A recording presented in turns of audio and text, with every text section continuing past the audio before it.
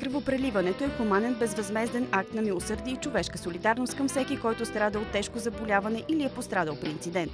Първите опити на кръвопреливане са от животно на животно. Извършвали се директно с тръбички, в двата края на които има игли. Процесът винаги водел до смърт.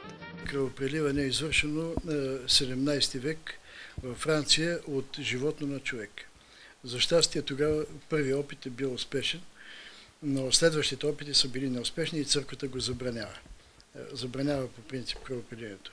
Едва след 1900 година, когато Ландштайнер открива кръвните групи, започва подготовката и извършването на кръвопреливане по кръвногруповите системи, така че да няма опасност за живота на човека.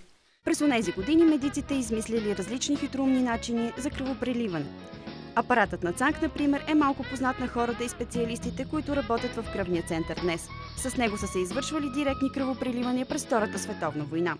Механизмът е много прост, но ефективен, защото позволява, както сега много от хирурзите и реаниматорите искат свежа кръв, тук направо се е преливала топла кръв, защото пациента е лежал от едната страна, кръводарителя от другата и за минутки кръвта е циркулирала от единия към другия. Днес специалистите работят с модерни техники на кръвопреливане и с индивидуални стерилни комплекти.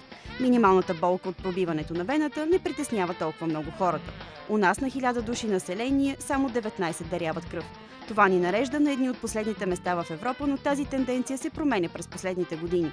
Само за сравнение трябва да се посочи, че най-отзивчиви в това отношение са австрийците. Там дарителите са 67 на 1000 души население. След тях се нареждат словенците с 54, гърците с 34 и швейцарците с 30 дарители на 1000 души население. На ден в София се преливат около 50-60 литра. За да сме спокойни, трябва дневно да имаме около 100-120 кръводарители. За щастие, миналата година ги имахме. Изпадали сме в такива критични ситуации, но сме се оправили. И като ме питат коя е най-редката кръвна група, винаги казвам, че най-редка е тази, която в момента липсва. Мисля, че се справим. За държавата са необходими още нарастване с още 10 на хиляди кръводарявания годишно, за да можем да работим съвсем спокойно. Оказва се, че да се разделиш с около 400 мл кръв не е толкова страшно. Според лекарите, количеството се възстановява в рамките на 24 часа.